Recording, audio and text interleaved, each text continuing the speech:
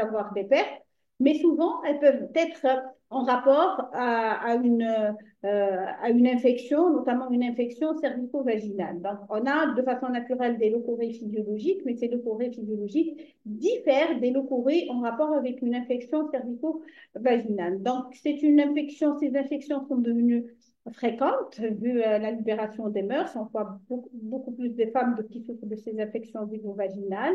Et il faudrait qu'il y ait un bon traitement et surtout, il faudrait rompre la chaîne de contamination. Donc, il ne faudrait pas traiter que la femme, il y a aussi son partenaire sexuel et son entourage qu'il faudrait traiter pour couper cette chaîne de contamination. Donc, sur le plan physiologique, on va parler un peu des leucorrhées physiologiques. Donc, ces leucorrhées, elles sont d'origine en général cervico-vaginale.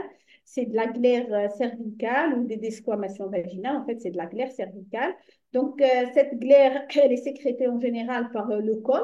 C'est l'épithélium cylindrique au niveau du col qui sécrète cette glaire cervicale sous l'effet des oestrogènes.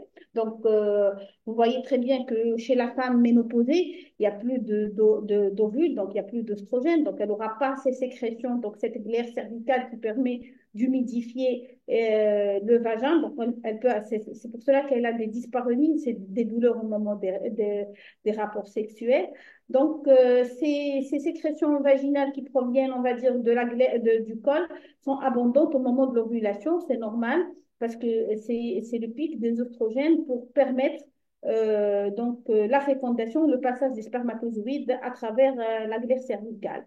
Donc, elle est en général limpide et elle est acellulaire, il n'y a pas de cellules, dans cette glaire cervicale. Donc, ces sécrétions physiologiques ou bien les leucorrhées physiologiques, c'est de la glaire cervicale et associé aussi à quelques desquamations vaginales, parce qu'on a une desquamation d'origine vaginale, c'est des desquamations laiteuses en général, opalescentes. Parfois, elles sont abondantes et parfois elles sont gênantes. Donc là, on peut trouver des cellules vaginales sans qu'il y ait d'infection, sans qu'il y ait des polynucléaires. Il y a juste que des cellules vaginales. Et c'est le courrier physiologique qui ne s'accompagne d'aucun trouble fonctionnel, ne sont pas mauvais, c'est presque inodore, et ne justifie aucune thérapeutique. Donc ça, c'est tout ce qui est le courrier normal, physiologique. C'est des leucorrhées qui n'ont pas d'odeur, qui sont en général fluides et qui sont abondantes au milieu du cycle sous l'effet des excrétions de l'imprégnation oestrogénique. Et puis, il y a les moyens de défense du bas appareil génital. Donc, il y a l'acidité vaginale. Il faut savoir que, il y a les bacilles d'Oderlein qui transforment le glycogène contenu dans les cellules épithéliales du vagin en acide lactique pour maintenir le pH du vagin. En général, le pH du vagin, il est acide. C'est pour lutter contre les infections, on va dire. Il s'oppose à la multiplication d'autres germes contaminants. Donc, on sait très bien, par contre, que le candida, le champignon, il se développe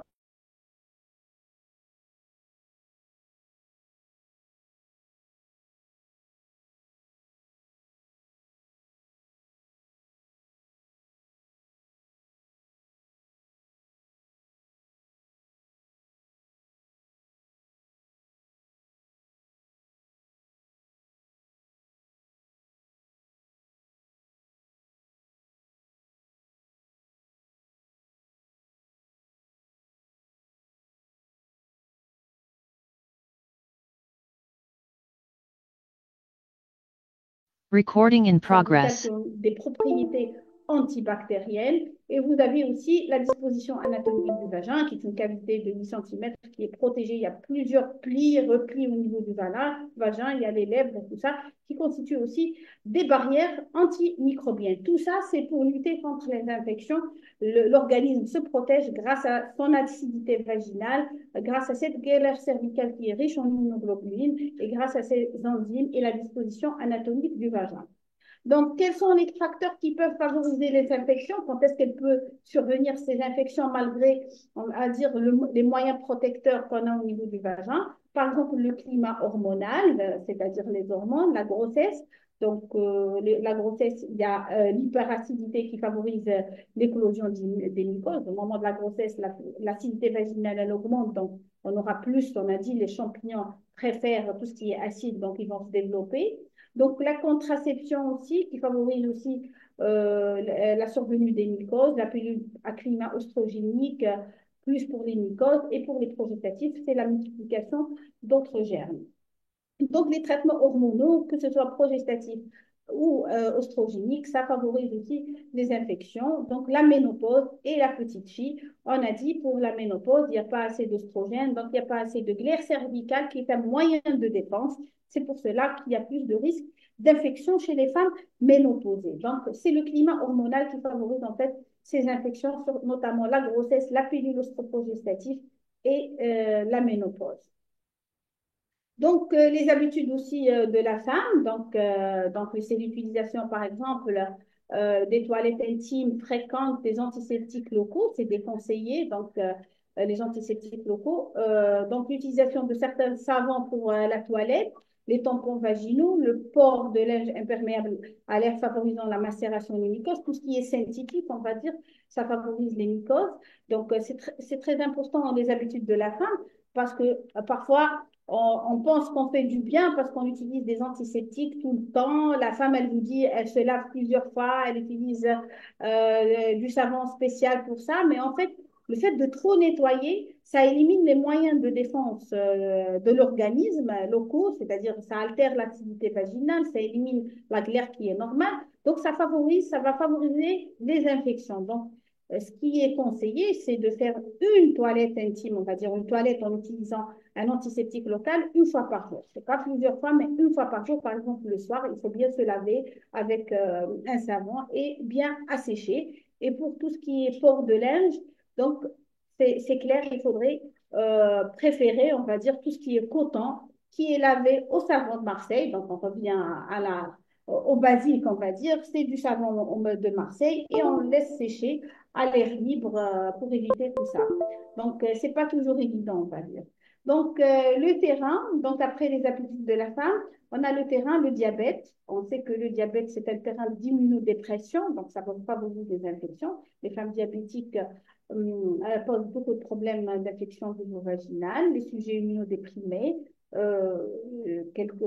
donc une femme qui a un lupus, qui est sous corticothérapie et tout ça, qui prend un traitement immunomodulateur, elle risque aussi de faire des infections vulvovaginales, les malformations génitales et les malformations urinaires, notamment les tumeurs aussi pelviennes.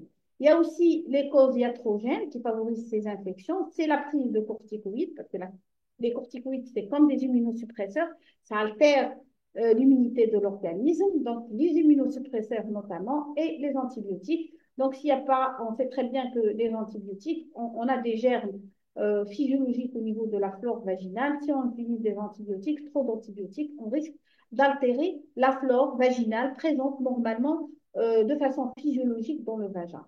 Donc, ça, c'est, on va dire, les facteurs qui favorisent ces infections. Donc, on a parlé des habitudes de la femme, le terrain de la femme et tout ça. Il y a aussi des causes qui déclenchent ces infections, notamment les contaminations vénériennes, donc c'est des MST, les maladies sexuellement transmissibles. Il y a aussi la contamination qui vient d'autres origines, telles que la gorge, la peau, c'est-à-dire c'est des infections de contact, on va dire.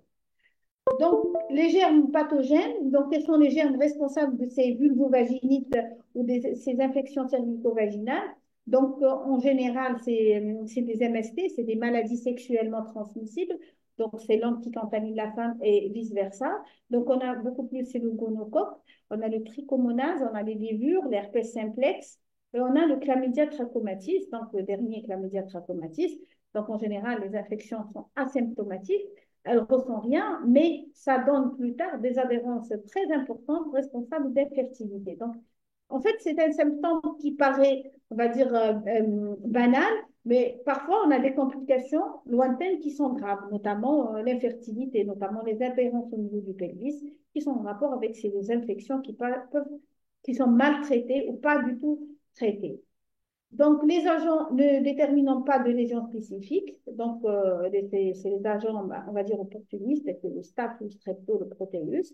Et vous avez aussi le Gardnerella vaginalis, c'est un parasite. Donc, le mycoplasma et l'uroplasma. Et vous avez aussi les autres agents qui sont associés à ces infections. Donc, ce qu'on retient beaucoup plus de ces infections, il faut dire que c'est maladie sexuellement transmissible. Ça contamine, c'est contagieux, donc il y a le risque de contamination. Maintenant, comment on examine une femme qui vient pour des leucorrhées, donc, ou bien une collègue qui vous dit j'ai des leucorrhées, qu'est-ce qu'il faudrait faire pour cette patiente ou cette femme qui demande des soins. Donc, commencez toujours par l'interrogatoire, une anamnèse correcte avec la date des débuts de troubles, c'est-à-dire depuis quand vous avez ces pertes.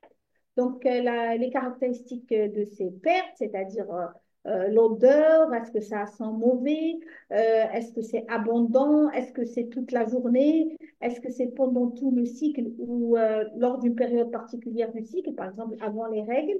Il y a beaucoup de jeunes filles qui vous disent qu'elle a des pertes qui sont mauvaises juste avant les règles.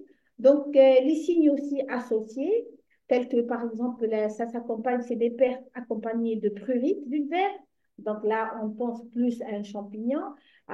C'est des pertes accompagnées de brûlures vaginales, de douleurs au moment des rapports sexuels, de douleurs pelviennes ou bien des signes urinaires. Elle a une dysurie, elle a une prolacturie ou bien des signes digestifs, elle a une diarrhée, tout ça. Donc, il faudrait aussi demander si elle prend un traitement, si elle a déjà traité, ou si c'est son premier épisode, ou bien elle s'est fait déjà traiter pour ce problème d'infection. Donc, le traitement déjà entrepris, ou s'il y a, elle prend entre-temps des antibiotiques. Donc, on complétera par un examen gynécologique, donc un examen général. Donc, c'est l'inspection, on va inspecter, on va regarder. Donc, il faut regarder, faut consulter, on va dire, il ne faut pas donner un traitement comme ça sur les dires de la patiente. Donc, il faut consulter, examiner la patiente.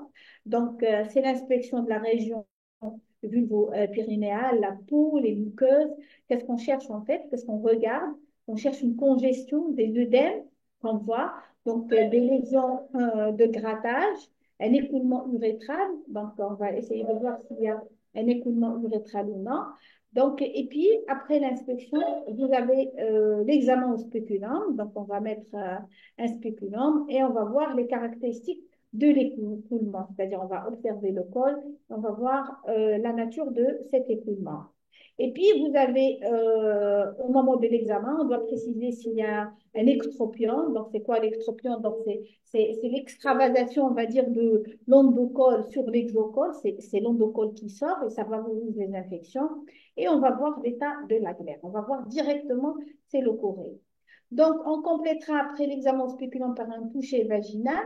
Donc, on va chercher la sensibilité de l'utérus, les annexes, est-ce qu'il y a une masse annexienne douloureuse, les paramètres, tout ça. Pourquoi? Pour voir si cette infection locale, elle s'est étendue vers l'utérus et vers les trompes. Donc, à la recherche d'une infection génitale haute. Parce que l'infection génitale basse, elle peut se compliquer d'une infection haute. C'est pour cela qu'il faudrait faire votre toucher vaginal combiné au palpé abdominal pour voir la sensibilité de l'utérus et des annexes. Donc, le massage derrière en avant de la glande sucérétrale, en fait, on essaye de masser le méa urétral pour faire sortir s'il y a des gouttes de pus. C'est plus en rapport avec le gonocoque, l'infection gonococcique, c'est une infection urogénitale. Et l'examen du partenaire, elle est toujours souhaitable, sinon on va interroger la femme si son mari ou son partenaire sexuel a les mêmes symptômes. Et puis, il faudrait compléter par un examen des aires ganglionnaires, un examen complet. Donc, une fois qu'on a fait notre examen clinique, on a interrogé la patiente sur les caractéristiques sémiologiques de ces leucorrhées, depuis quand ils sont là, quels sont les signes accompagnateurs. On a examiné la femme, on a vu est-ce qu'il y a des œdèmes, des lésions de grattage, des pertes pathologiques. Là, on va faire un examen extemporané des sécrétions vaginales, c'est-à-dire on va prélever ces sécrétions, on va les étudier. Donc, on va réaliser ces frottis au niveau du col de sac du vagin. Donc, on prélève ces sécrétions et on va observer au microscope s'il y a des polynucléaires, s'il y a du trichomonas vaginalis, des parasitoses et tout ça. Donc, on recherche aussi des filaments mycéliens, des spores et tout ça en rapport avec ça, c'est l'examen au microscope à la recherche de germes, à la recherche de champignons. Donc, l'examen bactériologique au laboratoire, il est indispensable. Quand est-ce qu'on fait en fait notre prélèvement vaginal? Quand est-ce qu'on adresse au laboratoire? Donc, lorsqu'on a un frottis qui est sale avec des polynucléaires altérés sans trichomonas ni levure, c'est-à-dire quand on observe au microscope, quand on voit ces sécrétions, on trouve qu'il y a beaucoup de cellules polynucléaires. Lorsqu'on suspecte une infection à gonocoque, parce qu'il faudrait la confirmer pour traiter correctement la patiente, parce que c'est 1% en infection à gonocoque. Lorsque l'infection, elle est récidivante, à chaque fois, elle fait ses infections. Donc là, il faut demander l'examen bactériologique ou lorsque vous avez des signes d'infection génitale haute, c'est-à-dire cette infection basse, c'est leucorrhée, s'accompagne de douleurs pelviennes, s'accompagne de syndrome infectieux, elle est fébrile, la patiente, elle a mal au niveau du bas du ventre. Là, il faudrait un examen bactériologique de ces sécrétions. Sinon, en dehors de ces cas, donc il n'y a pas lieu en fait de demander un examen bactériologique. Si c'est le premier épisode, si l'état général, on va dire, il n'y a pas de signe d'alerte d'une infection haute, donc, on pourra se contenter de traiter la patiente sans faire d'examen bactériologique. Donc, à l'issue de cet examen, une leucorrhée physiologique est retrouvée dans 10% des cas avec, on va dire, par exemple, si on prend 100 femmes qui consultent pour des pertes anormales, 10 de ces femmes, c'est des leucorrhées qui sont tout à fait physiologiques et qui ne nécessitent même pas un traitement. Donc, c'est pour cela qu'il est très important d'examiner nos patients. Donc, le pH, une leucorrhée physiologique, vous allez trouver un pH acide inférieur à 4,5 à l'examen, un test de potasse qui est négatif, un frottis qui est propre avec absence de polynucléaire et la présence en quantité suffisante de flore lactique vaginale, donc en période d'activité ovarienne. C'est-à-dire, il y a les saprophytes, les germes normaux de la flore vaginale qui est normale. Ça, c'est des leucorrhées physiologiques qui sont des leucorrhées propres. Donc, on va parler maintenant des étiologies ou bien les différents tableaux cliniques en fonction du germe responsable. Donc, c'est très important d'identifier le type d'infection, comme ça on pourra la traiter correctement. Par exemple, s'il s'agit d'une bactérie, il faut donner des antibiotiques. S'il s'agit d'un champignon, il faut donner des antimycosiques. Donc, s'il s'agit d'un parasite, il faut donner des antiparasitaires. Et pour chaque infection, chaque type de germe, le tableau clinique, il diffère. On commence par les infections aux champignons, c'est les vulvovaginites mucosiques, donc les champignons. Comment elles sont ces leucorrhées, les caractéristiques sémiologiques de ces leucorrhées. Donc en général, c'est des leucorrhées blanchâtres, grumeleuses, caillebottées, c'est comme du lait cailleboté. Donc elles sont inodores, donc en arabe, donc caillebottées, donc elles sont inodores, il n'y a pas d'odeur. Donc, quand on examine, donc on trouve ces leucorrhées abondantes, blanchâtres, caillebottées, et on trouve aussi une muqueuse qui est rouge. Le vagin, la muqueuse vaginale, elle est très rouge, elle est vive, elle est vernissée.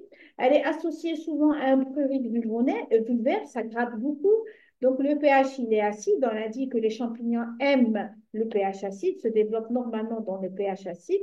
Donc, le frottis, il est propre, il n'y a pas de polynucléaire, on va dire, altéré, il n'y a rien de spécial.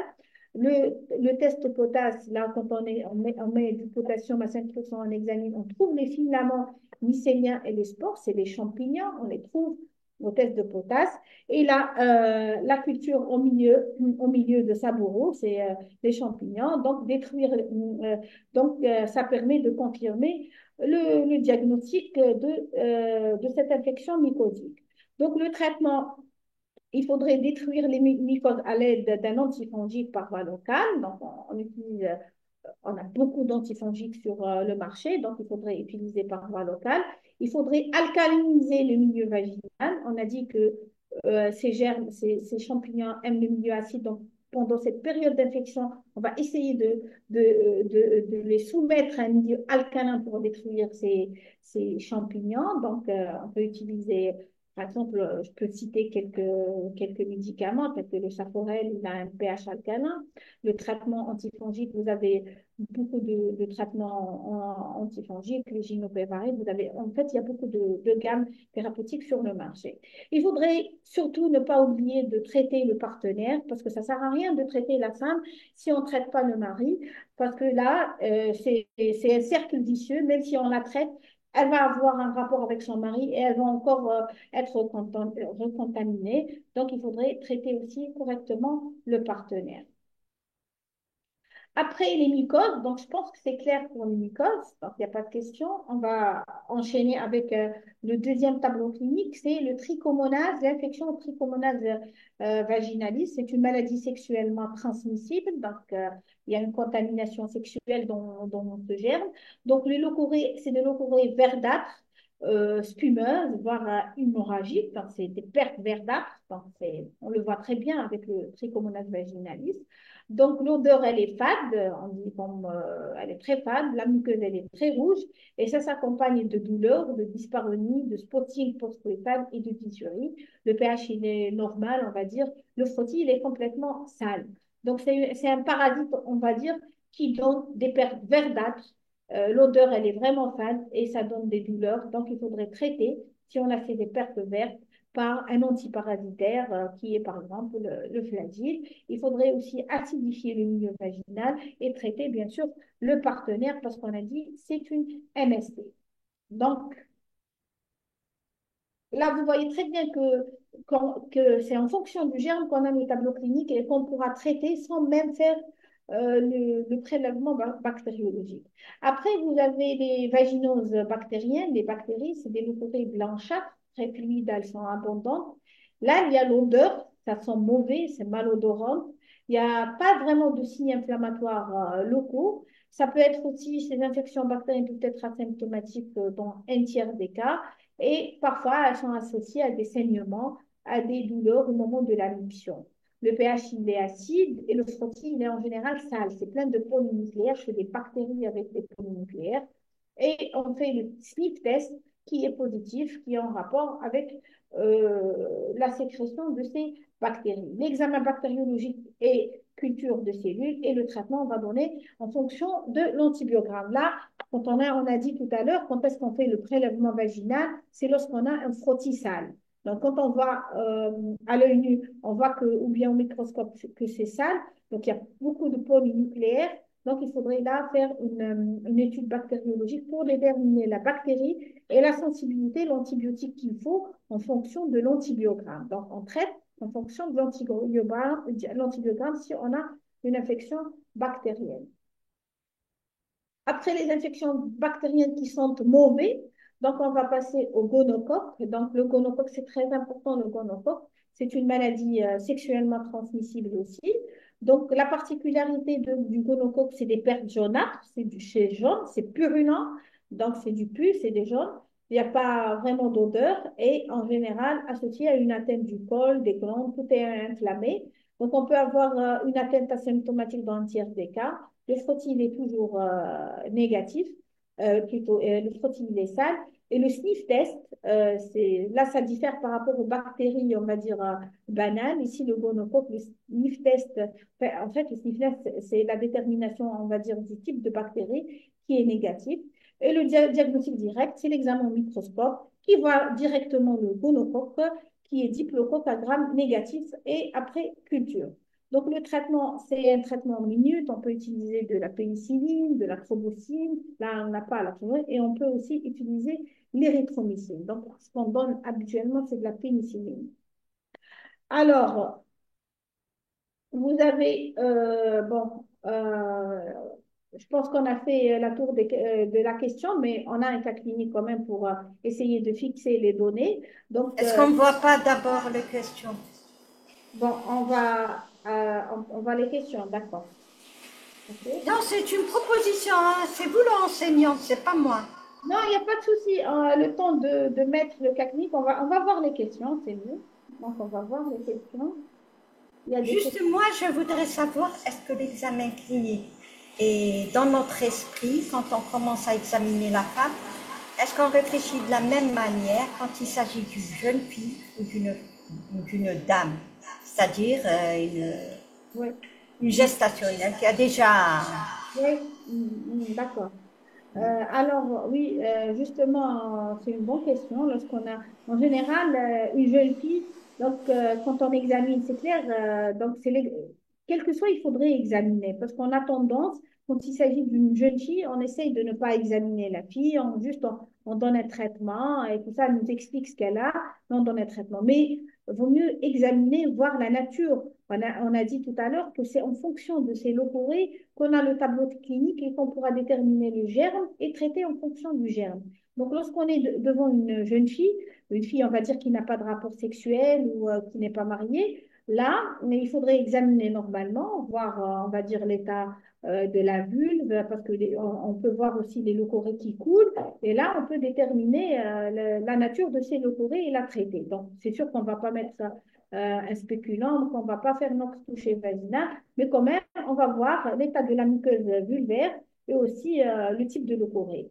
Donc, ça diffère, en fait, l'examen est différent, mais vaut mieux examiner pour pouvoir déterminer, on va dire, le germe, plus exactement. Voilà. J'espère que j'ai répondu, Madame Gogam, à votre question. Oui, oui. Vous avez par contre des questions. Oui. Alors, Comme ça vous permettra de cerner pour le cas clinique. ok.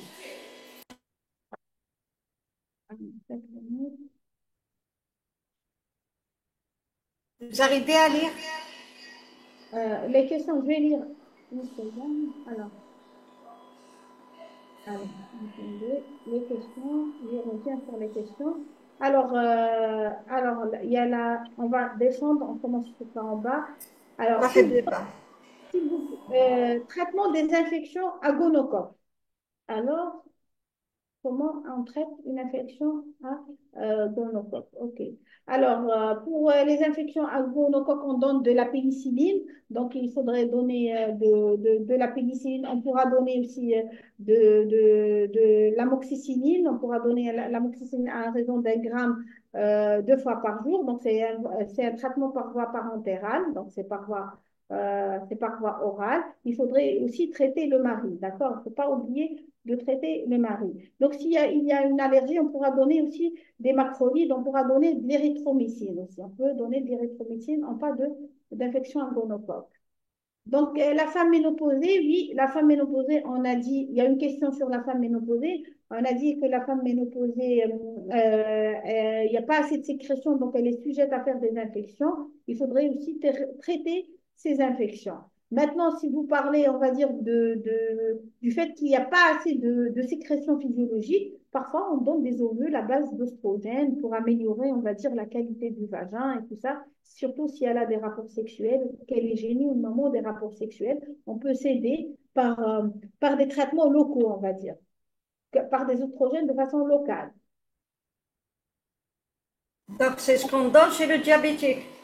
Chez la femme ménopausée la Non, question. diabétique. Je parle du diabétique. Il y Oui, a une question. oui. Devant une mycose vaginale à répétition chez le diabétique. Alors, chez la diabétique, là, il faudrait faire l'étude bactériologique pour déterminer le type de germe. Et comme ça, on pourra cibler, on va dire, le germe exactement. Donc, il faudrait toujours faire chez la diabétique, faire un prélèvement vaginal, et voir le type de bactérie, donner l'antibiotique qu'il faut. Sinon, chez la diabétique, donc en dehors de cela, si elle fait des infections, c'est que son diabète, il n'est pas bien équilibré. Et c'est le cercle vicieux. Donc, l'infection, elle déséquilibre le diabète. Et le diabète déséquilibré aussi, il favorise les infections. Donc, pour éviter ces infections, le mieux aussi, ça serait d'essayer d'équilibrer ce diabète. Donc, c'est un facteur déclenchant des infections. Mais aussi, il faudrait traiter correctement ces infections. Il faut un prélèvement vaginal avec l'antibiotique qu'il faut pendant la durée suffisante. Et le traitement chez la diabétique, en fait, il est en fonction du germe. C'est la même chose qu'une femme, on va dire, non diabétique. Donc, c'est le même traitement. Alors, qu'est-ce qu'on donne au mari en cas de gonococcie? C'est la même chose, on donne de l'érythromycine. Donc, c'est le même traitement qu'on donne à la femme, on le donne à l'homme. Comment on va acidifier le milieu vaginal? Donc, on a des solutions, des solutions comme à pH acide. Il y a beaucoup sur le marché, donc ils sont disponibles. Donc, il y a l'alcalin, pH alcalin, et vous avez le pH acide. Je ne peux pas citer des marques, on va dire.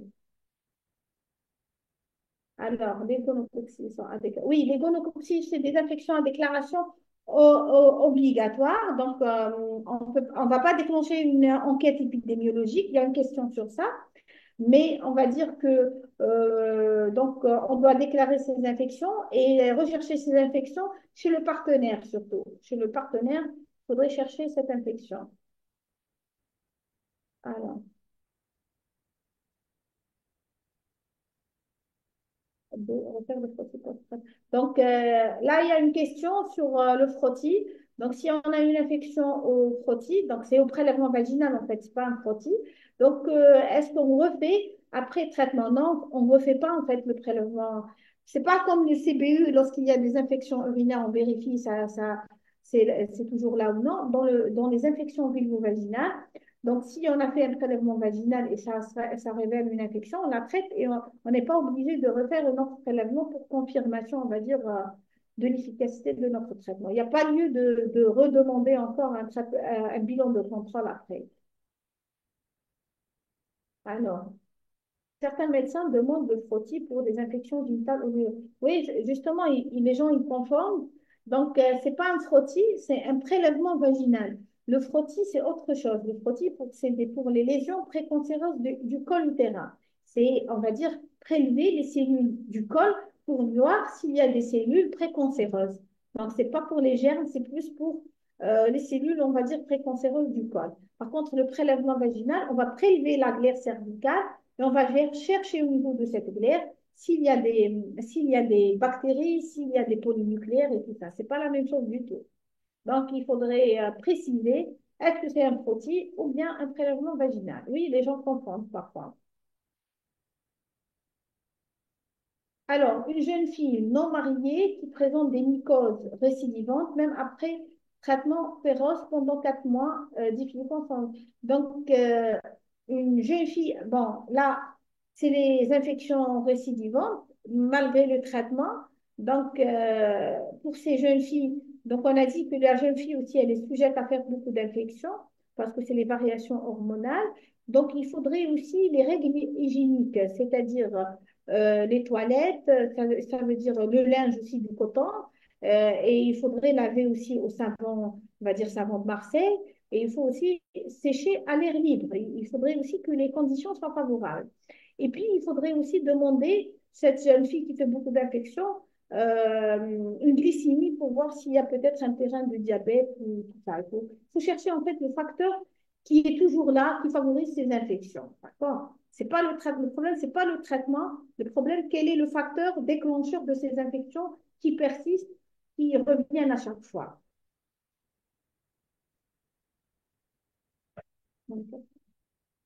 Alors,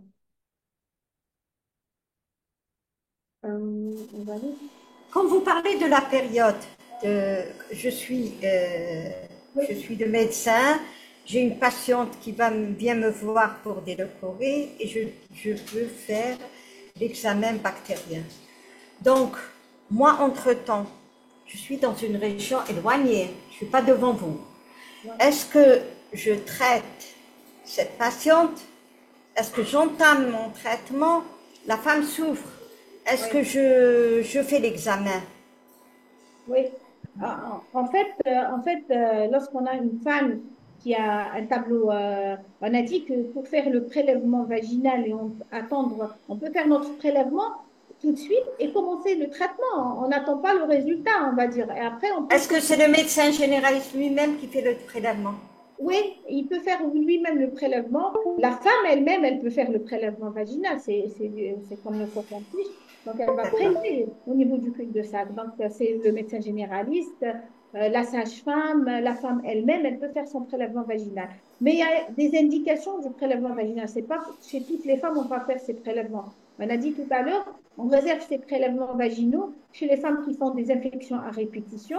Si vous avez vraiment une infection sale, c'est-à-dire les locaux qui sont très mauvais, une infection vraiment patente, là, il faudrait déterminer la bactérie pour mieux traiter. Sinon, si vous avez des locaux, on va dire, une infection banale, donc on pourra donner le traitement probabiliste, on va dire, et on va voir. On a même des médicaments qui combinent les trois, un antiparasitaire, un antifongique et un antibactérien. Donc, vous avez dans une seule ovule, vous avez les trois les trois médicaments, on va dire. Donc, si on a un doute de diagnostic. Mais on a dit, c'est en fonction du tableau, le type de leucorrhée, on peut déterminer la cause. Donc, si c'est une mycose, c'est blanchâtre, il y a du prurit, c'est un champignon. C'est sûr que c'est un champignon.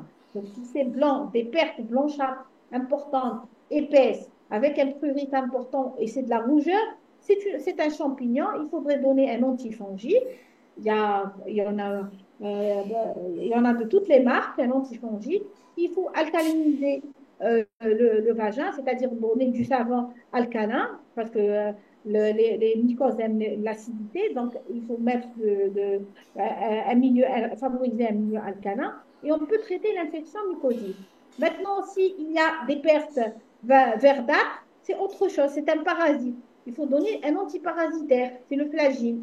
Donc, si vous avez des pertes verdâtres qui sont de façon fade, de façon très fade, c'est plus en rapport avec un parasite et c'est le trichomonas vaginalis. On va donner, on ne va pas faire notre prélèvement vaginal, on va juste directement traiter par du flagine.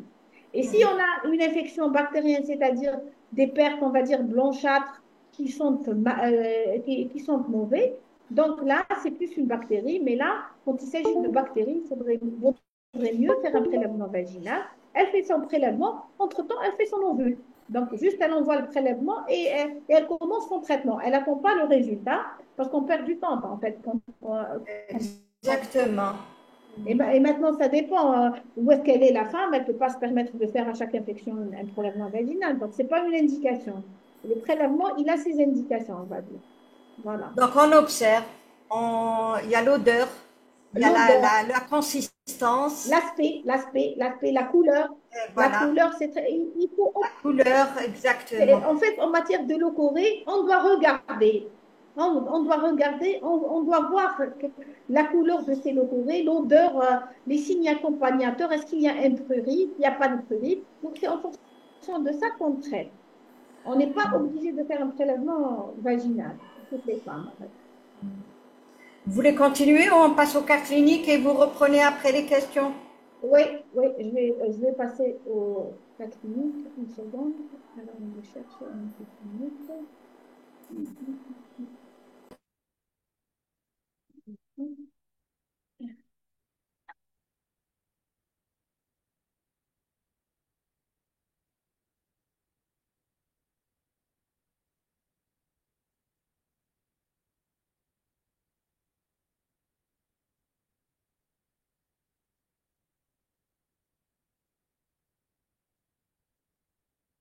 Allô? Je ne sais pas si vous voyez.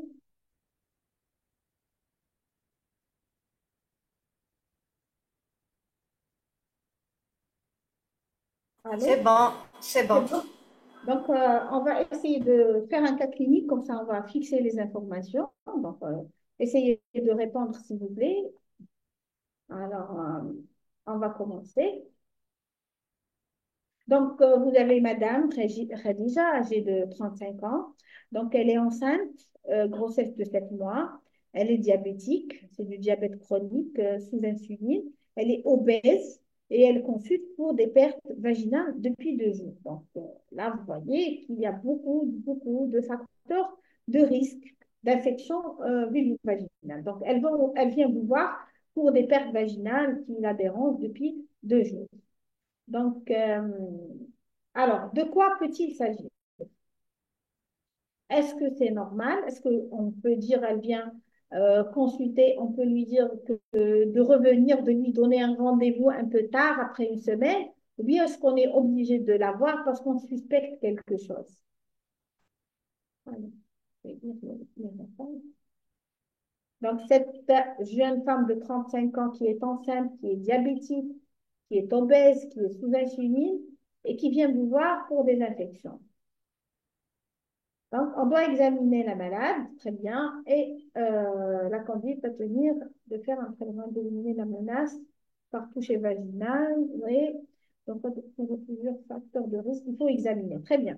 Donc, cette femme, on doit la voir, donc on doit l'examiner. Donc, ça peut être des leucorrhées, on va dire, physiologiques, ça peut être pathologique, donc ça peut être aussi normal, ça peut être aussi du bouchon en muqueux, donc elle perd son bouchon muqueux, ça peut être aussi une rupture des membranes. Donc, ces pertes, ce n'est pas toujours une infection, elle peut rompre la poche des os, rompre ses membranes, et c'est un écoulement odorant, abondant, liquéfié. C'est en rapport, on va dire, avec le liquide amniotique. Donc, on peut évoquer beaucoup de choses, pas que le leucorrhée, ça peut être de leucorrhée, comme ça peut être du liquide amniotique, comme ça peut être des bouchons muqueux. Donc, c'est ce qu'il faut évoquer comme réponse. Alors, complétez votre examen clinique, c'est-à-dire compléter votre observation. Donc, on va examiner la patiente. Oui.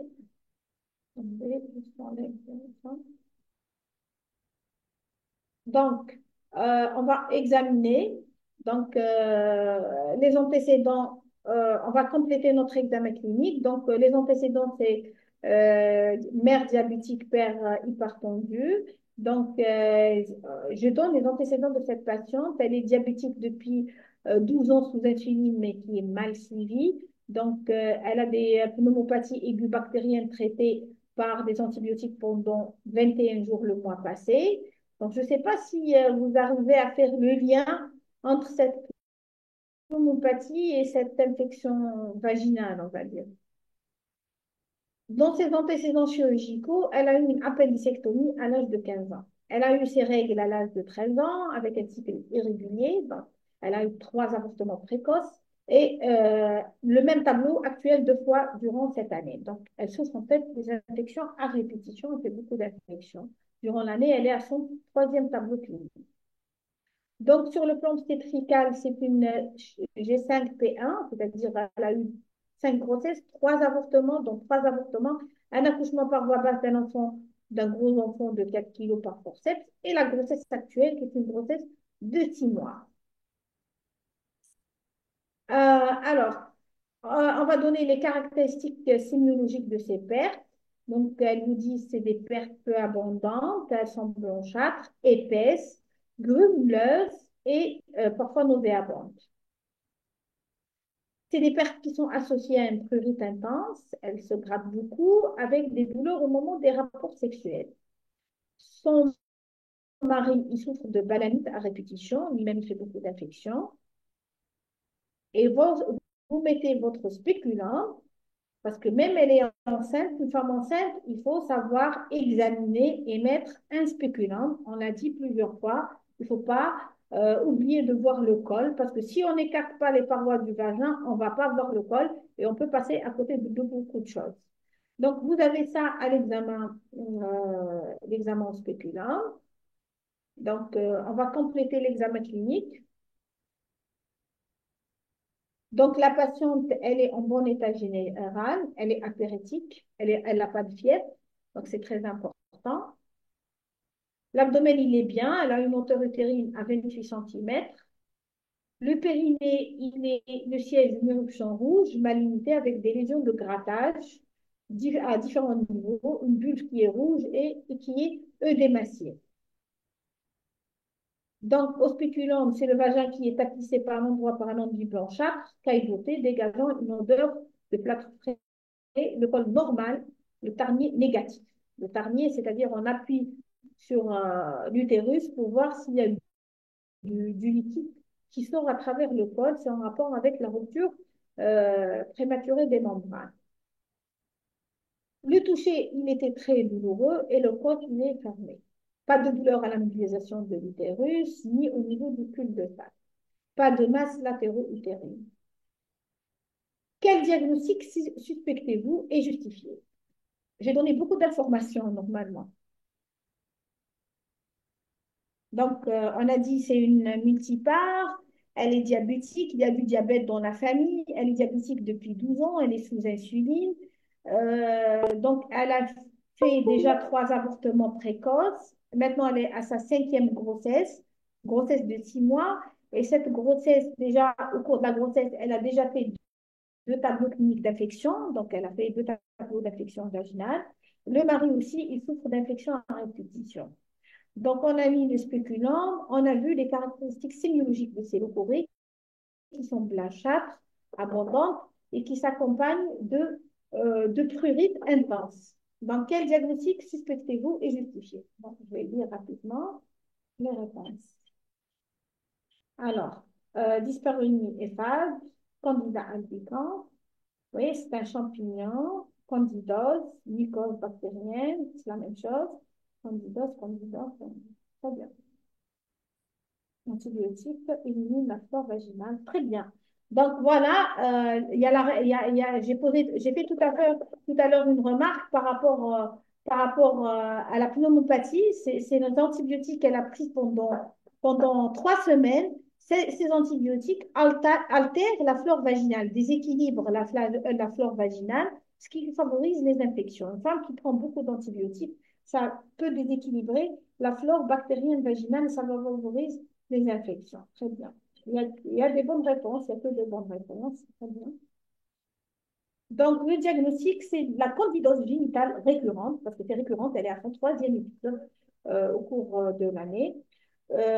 C'est type vulvovaginite étendue. On a vu que tout le vagin est concerné par cette infection. Donc, les justifications, c'est le terrain. Vous avez les facteurs de risque, vous avez le diabète, vous avez la grossesse, vous avez l'obésité, vous avez l'antibiothérapie à large spectre pendant une période prolongée. Tout ça, c'est des facteurs de risque, on va dire, d'infection. Les caractéristiques sémiologiques évocateurs, c'est les pertes, on a dit blanchâtre, cailleboté et tout ça. Le tableau clinique, il n'est pas pathognomique à l'examen. On voit directement ces leucorrhées qui sont pathologiques. Alors, j'ai mis ma réponse là. Quel examen paraclinique? Alors, il y a la réponse.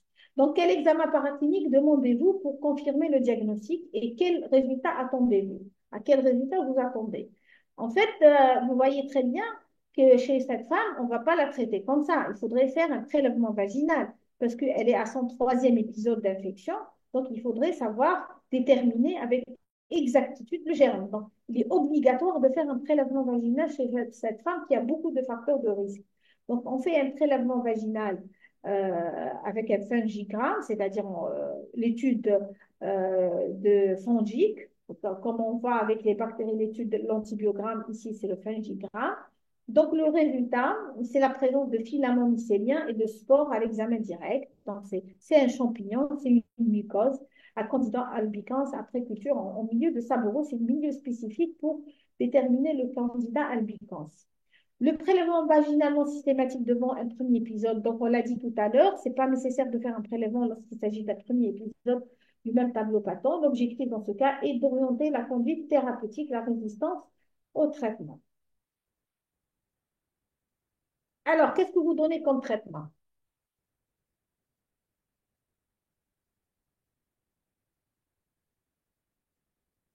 Alors, OCD des pertes, c'est un cycle biologique des pertes, très bien. Prélèvement vaginal, plus un antibiogramme, traitement local. Alors, qu'est-ce que vous donnez comme traitement local?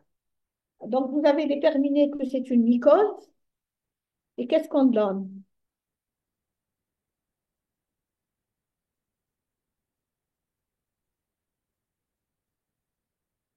Donc, gel intime. Bon, vous répondez un gel intime. Quel type de gel intime? Donc, le gynopevarine, un antifongique pas ovule, très bien. L'antifongique pas ovule, c'est le gynopevarine ou autre. Solution alcaline, donc selon le fungigramme. C'est très bien. Donc, là, il y a une qui a répondu de UDS. Donc, elle a répondu, c'est très bien. Donc, il faut attendre le résultat de Fenjigram. En fait, non. En fait, on a fait un prélèvement vaginal, on a demandé un Fenjigram, mais entre-temps, il faudrait traiter en attendant les résultats. Parce que c'est une grossesse, et si on laisse une infection, ça favorise l'accouchement prématuré. Donc, on fait notre prélèvement, on prélève, comme avec l'écouvillon, on prélève, et tout de suite, on donne l'ovule antifongique, et on attend après le résultat du Fenjigram. Mais il faut traiter, il ne faut pas laisser la femme et attendre le felgigramme parce qu'il y a un risque important d'accouchement prématuré. Très bien. Terrain, très bien. OK. Augmentin, c'est faux. Il y a des réponses un peu fausses.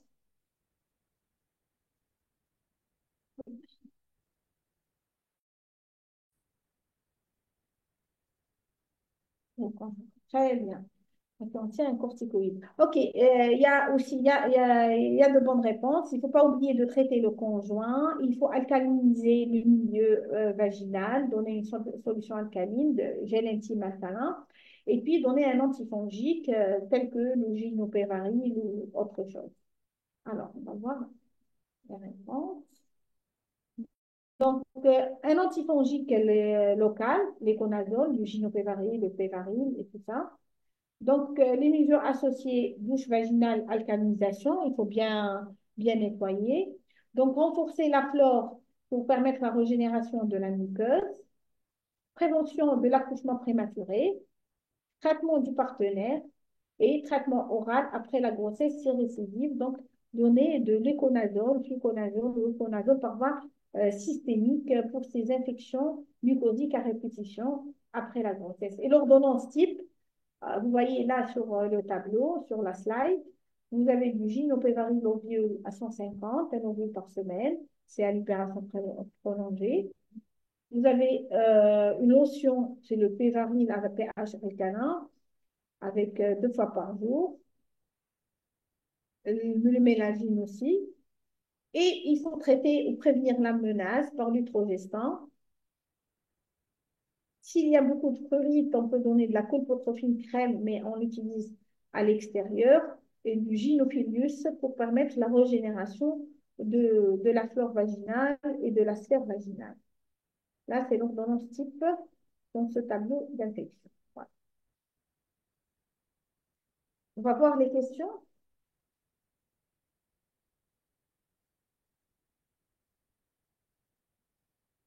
Oui, c'est le gynopevaril, d'accord, mélagine en rupture. Donc, il y a d'autres gels intimes, hein.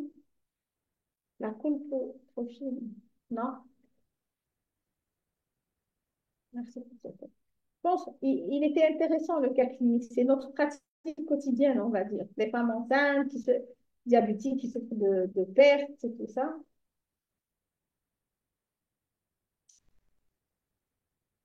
Oui, le mélagine en rupture, la colpo aussi. La colpotrophine, on ne la donne pas en fait, hein. La colpotrophine, c'est pour la maturation du col. On ne peut pas la donner. Là, c'est la colpotrophine qu'on met à l'extérieur pour les infections, pour la muqueuse à l'extérieur du vagin. Hydralin, l'oginodermopix, ovule. Ok, très bien. On n'a que de bonnes réponses. Il y a une seule réponse qui est un peu fausse. L'antibiotique, l'augmentin, le métronidazole, le flagile, non, il ne faut pas traiter. Il ne faut pas donner des antibiotiques. C'est un champignon, mais il faudrait aussi réadapter en fonction du résultat de votre phénogramme. Mais là, le tableau clinique, il est pas tant. L'image qu'on a vue tout à l'heure au spéculant, alors je reviens sur l'image. Cette image, elle est pathognomonique d'une infection mucosique, d'accord? C'est du champignon, ça. Mais une femme enceinte qui se présente pour des pertes, toujours l'examiner et faire la manœuvre de Tarnier pour éliminer une rupture prématurée des membranes. Il faut toujours examiner. D'accord.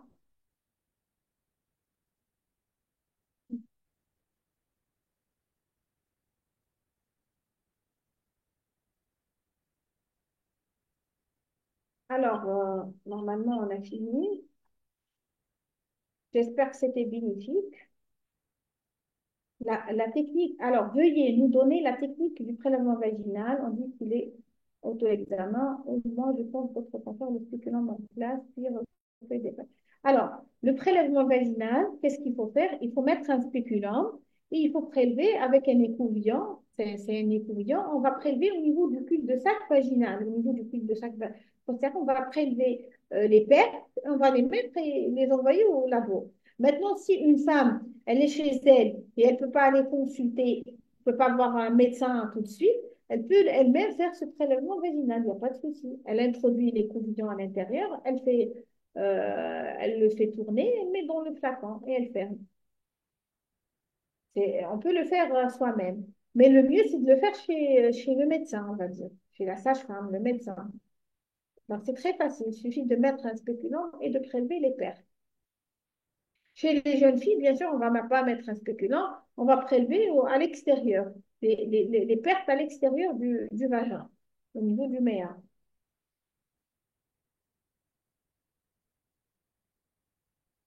Alors, le flagide, il est contre-indiqué chez la femme. Oui, le flagide, il est à éviter chez la femme en fait. On ne va pas dire contre-indiqué. Parfois, quand il faut traiter, il faut traiter.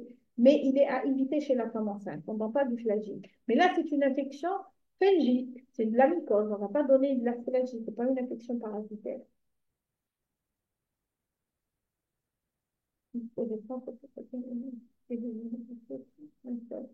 Donc, on les donne tous. L'hytrogestan, c'est pour la menace d'accouchement.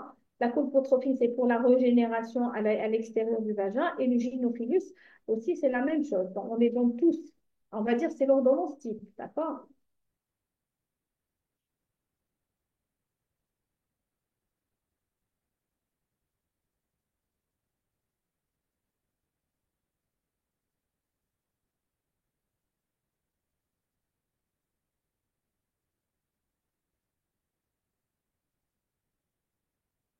Alors, le traitement chez la jeune fille, c'est la voie orale. Donc, on va éviter la voie locale.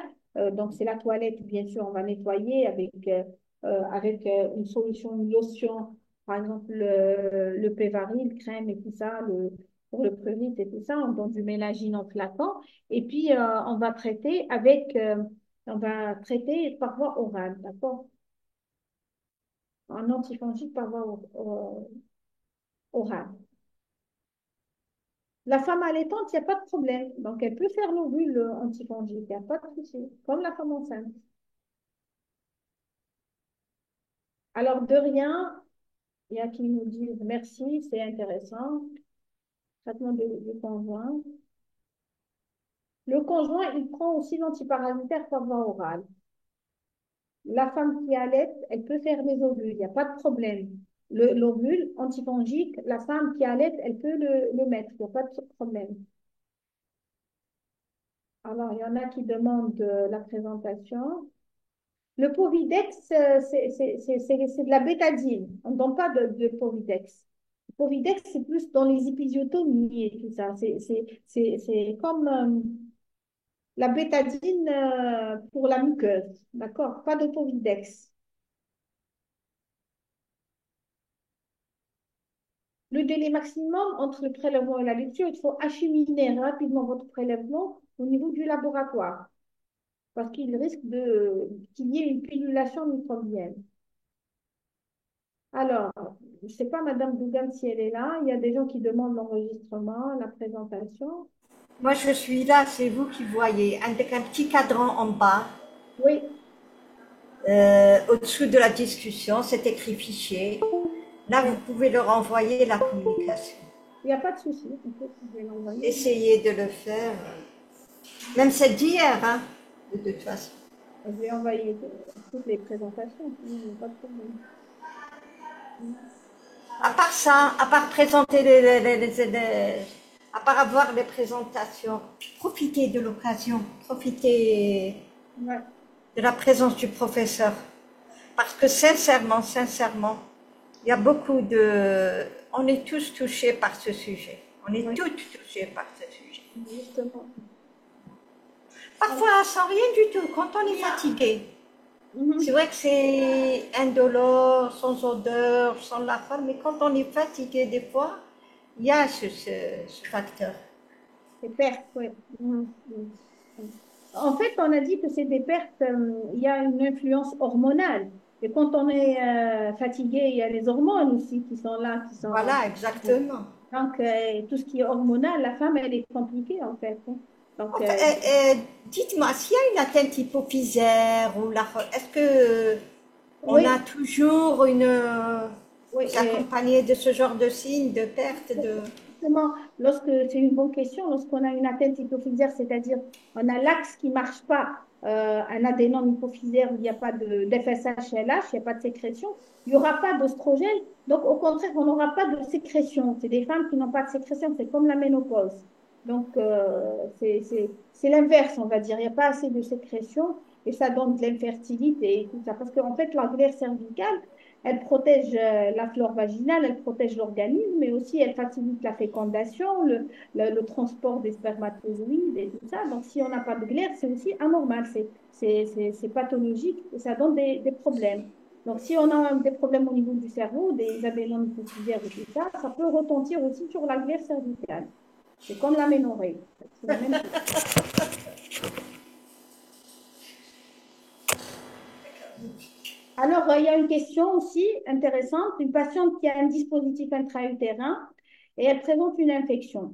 Là, il y en a des gens qui enlèvent ce dispositif. Non, il faut le laisser en place, sauf si vous avez une infection patente, c'est-à-dire une infection bactérienne importante où il y a des pertes importantes avec une odeur très malodorante et tout ça. Là, il faudrait enlever le dispositif et le mettre en culture. Sinon, si vous avez une vaginose normale, comme on a vu tout à l'heure, du champignon et tout ça, il faut laisser en place. Il faut juste traiter, donner des ovules, gynécologie. Sauf, on a dit, les dispositifs, on l'enlève, sauf si on a une infection bactérienne, un tableau très patent. Là, on l'enlève parce que ça entretient, on va dire, l'infection.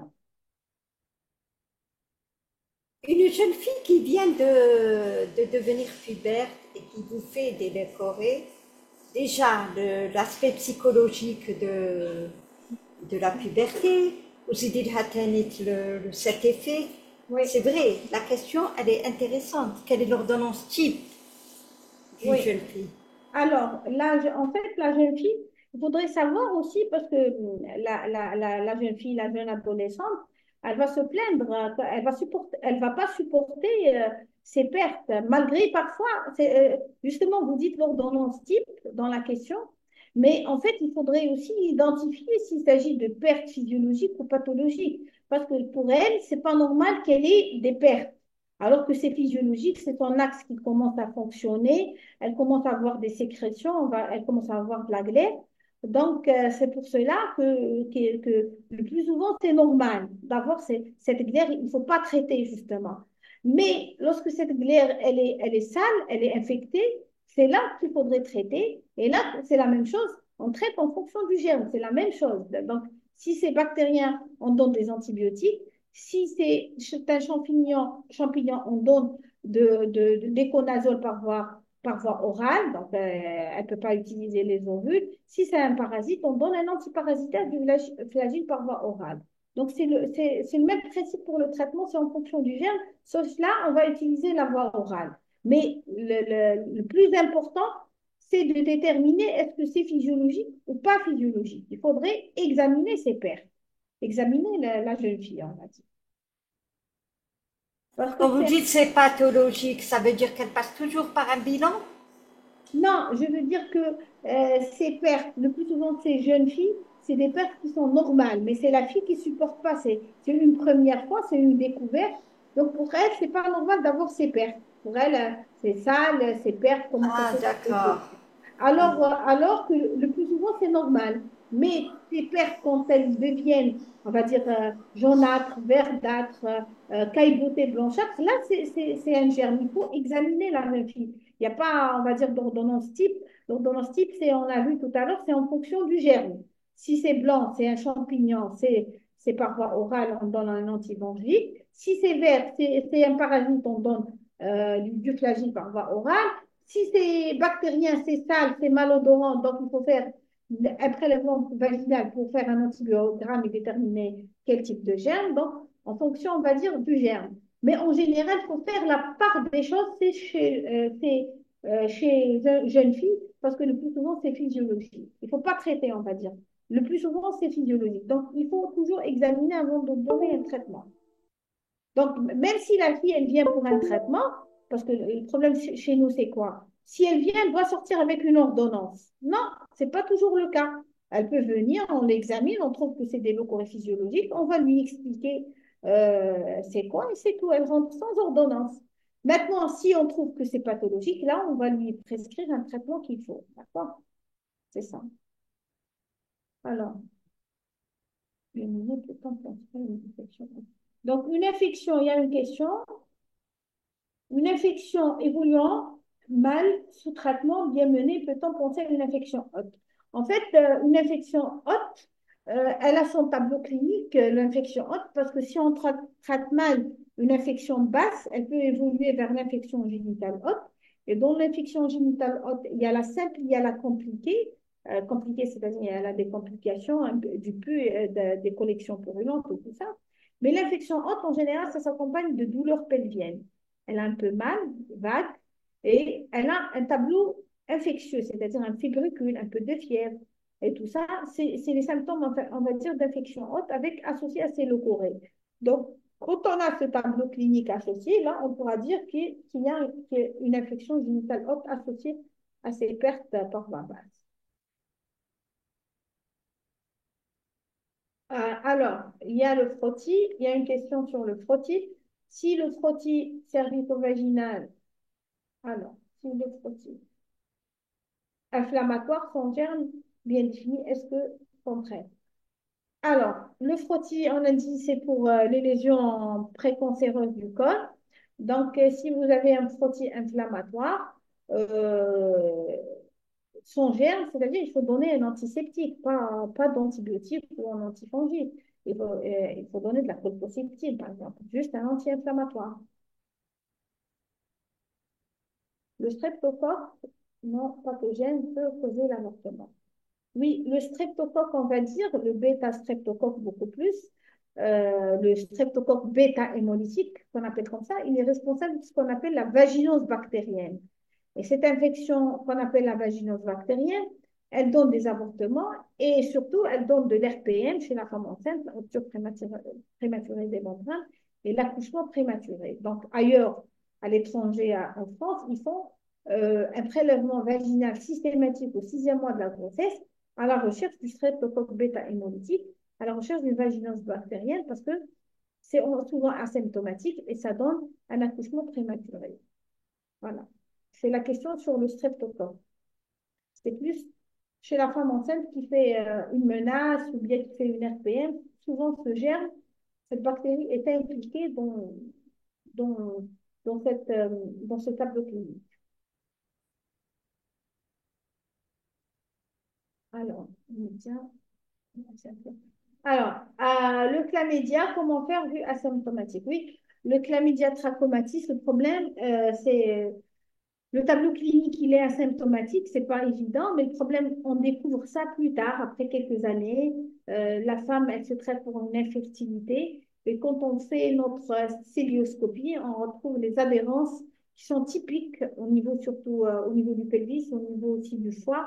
Ces adhérences sont en rapport avec cette infection à chlamydia trachomatis. Donc, le tableau clinique, il est très fruste, mais ça donne des dégâts au niveau du pelvis. Ça donne beaucoup d'adhérence.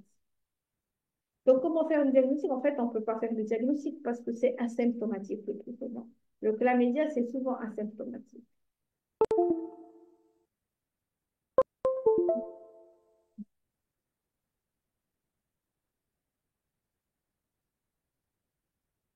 Alors, pour les mycoses, c'est important de donner des conseils hygiéniques avant même de prescrire le traitement. Essuyer avec du papier jeté, arrêter d'utiliser les serviettes. Oui, c'est très important. On a dit tout à l'heure les facteurs déclenchants et les facteurs de risque et tout ça. On a dit que les mesures hygiéniques, c'est très important. On a dit qu'il faudrait se laver, il faudrait se laver régulièrement. Et pas de toilette intime, pas de douche vaginale. C'est mauvais les douches vaginales. Il y en a qui font des douches vaginales, surtout après les rapports sexuels. Donc, les douches vaginales, ça détruit, on va dire, la glaire, ça détruit la flore vaginale, ça profite. Donc, évitez ces douches vaginales, d'accord? Il faudrait vraiment les éviter. Donc, utilisez du savon, utilisez du gel une seule fois par jour, pas tout le temps. Donc, pas à chaque lavage, mais une seule fois par jour, par exemple le soir. Toujours bien rincer ce gel, il faut toujours bien rincer et s'essuyer avec du papier et jeter. Aussi les sous-vêtements, les slips, tout ce qui est sous-vêtements, il faudrait éviter tout ce qui est synthétique, utiliser tout ce qui est coton, laver à la main avec du savon et bien sécher à l'air libre. Voilà. C'est important les mesures d'hygiène. Docteur, professeur, Je vais juste vous interrompre une seconde. J'ai vu dans le chat, il y a le docteur Haridi qui dit que la communication, que la formation est enregistrée va être enregistrée sur YouTube. Je sais pas, vous n'avez pas le droit, monsieur, madame, sans l'autorisation de notre enseignante. Hein. Oui, oui. Mhm. Vous n'avez pas à le faire. Nous sommes dans un aspect, dans un cadre étatique. Nous faisons notre possible pour vous assurer la formation. Nos enseignants essayent de vous faciliter la tâche. Parfois, ils peuvent vous donner la communication. Parfois, elle n'est pas sous PDF, c'est leur droit le plus absolu. Mais nous essayons de faire de notre mieux. Mais cette histoire de YouTube, je ne veux plus la voir sur le chat. S'il vous plaît, demandez quand vous voulez, des formations, demandez des précisions, demandez à l'enseignant de vous donner son mail. C'est beaucoup Oui. plus logique de rentrer en contact avec l'animateur que d'user de YouTube que je déteste. Hein. Oui, je partage ça, Madame Bougam. Parce qu'en fait, YouTube, si vous voulez voir un truc sur YouTube, vous pouvez voir YouTube, il y a d'autres vidéos, mais il faudrait toujours demander l'autorisation. Donc, on peut pas, on est là pour vous former, donner le maximum de nous. On répond toujours à l'appel, hein, Inch'Allah, on va répondre toujours à l'appel, mais on est toujours là, donc ça sert à rien de mettre sur YouTube. On se retrouve avec, sur YouTube sans notre autorisation, c'est pas bon, hein. C'est pas toujours bon. Voilà, c'était la remarque que je voulais faire par respect à à l'enseignant qui travaille avec nous et par respect à la structure en elle-même. À l'institution, Mm. oui. Donc, est-ce que vous pouvez leur donner télécharger Oui, oui. Alors, les communications? alors, c'est ici. Sans donner votre mail, vous allez, quand elle va le transmettre sur le fichier, vous allez la voir directement. Alors, bureau.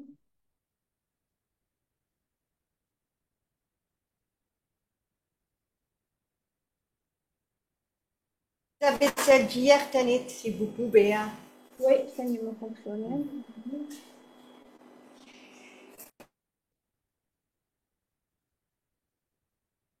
Il y aura, Inch'Allah, d'autres formations. Nous allons programmer des formations en région, Inch'Allah, en Inch'Allah. présentiel. Déjà, Kaina Wahda, les enseignements.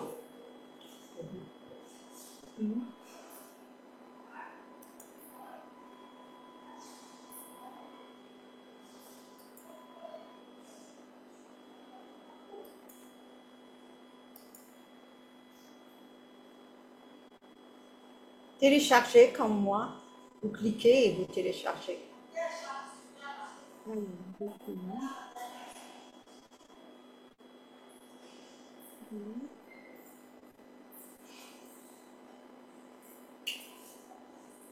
Formation, préparation à la naissance. Ça veut dire quoi? S'il vous plaît, apportez plus de précision par rapport à la formation, préparation à la naissance. Ça reste vaste.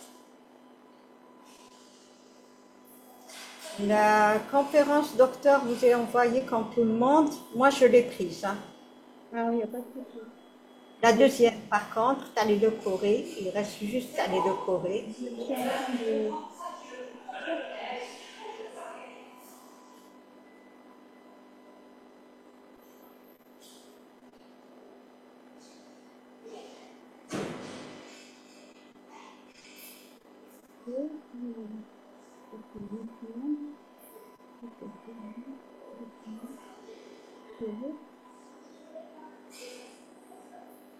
Alors, dans le fond,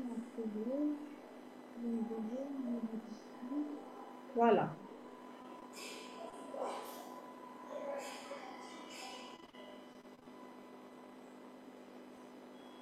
Vous avez les deux, normalement, le cas clinique et la présence. Voilà. Il y a le cacri. Allez, les deux. Le Saha.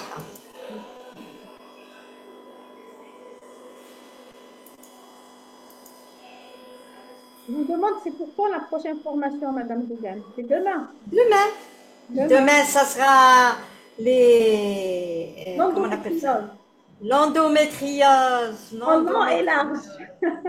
non, vraiment, vraiment, moi je pense que l'endométriose risque de devenir un problème de santé publique Oui, oui. parce qu'elle est méconnue, surtout par nos jeunes filles, et ils se retrouvent étape par étape. Ensuite, il y a les problèmes dans les grossesses, il y a les douleurs. Ils vous parlent de douleurs de règles, mais en fait, C'est de l'endométriose. Dans un tiers des cas, c'est de l'endométriose, justement.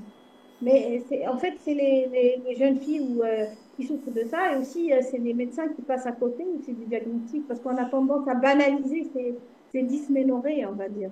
oui, Ah, on banalise. Et puis il y on a beaucoup banalise. ceux qui... Et justement, alors l'heure c'est à 13h30 ou à 14h, on verra, selon la disponibilité.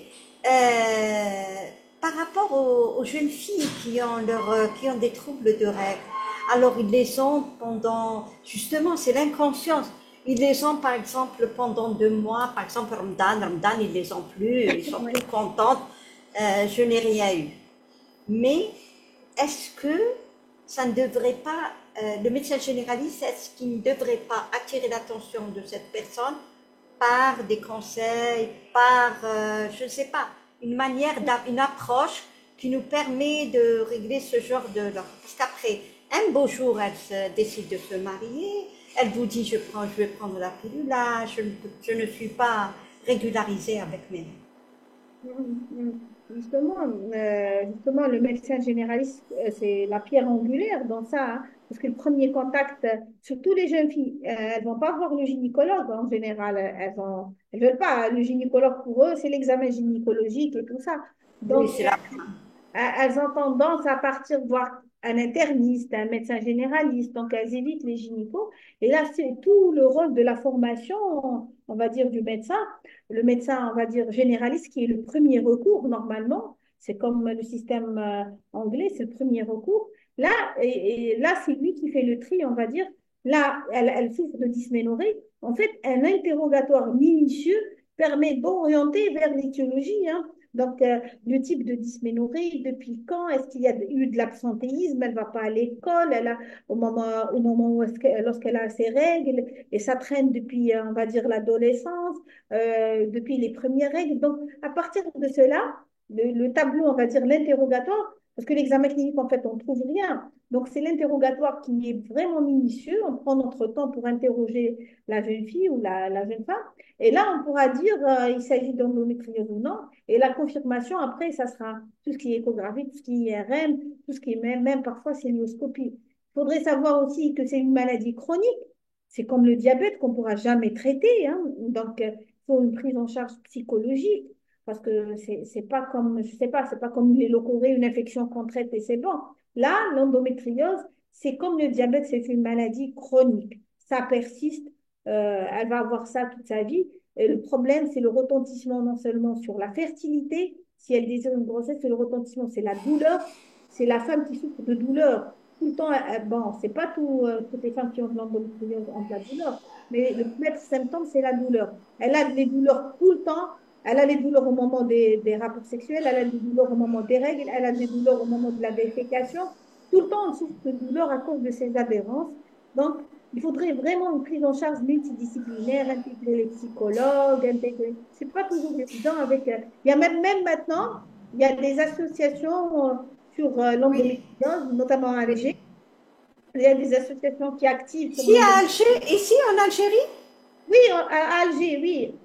Il y en a l'association de l'endométriose, oui. Il y Ah a des bon? malades avec des malades qui ont de l'endométriose, qui font des journées scientifiques et tout ça.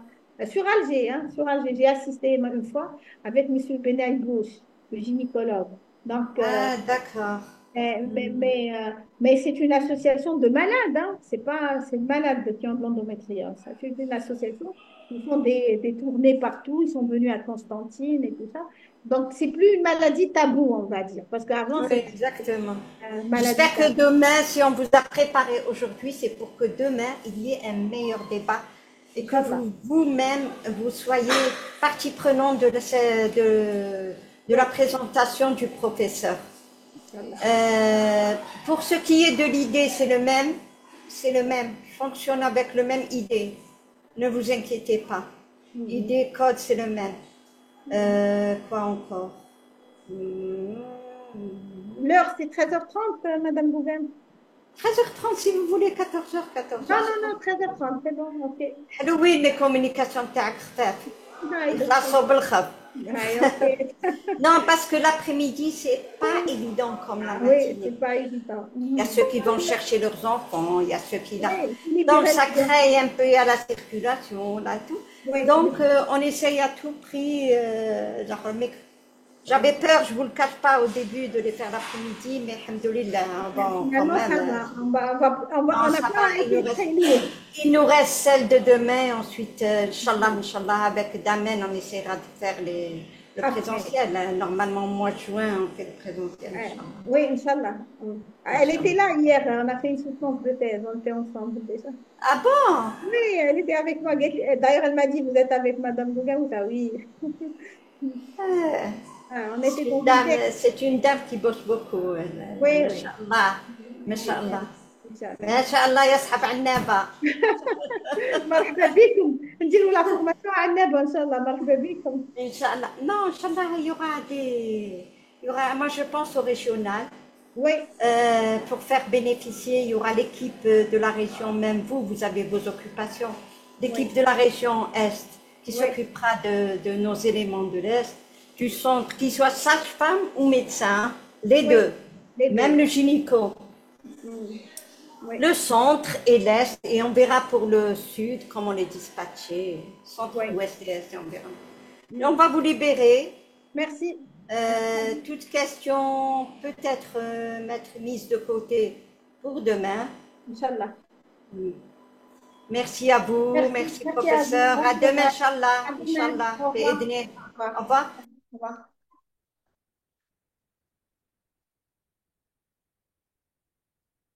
Recording stopped.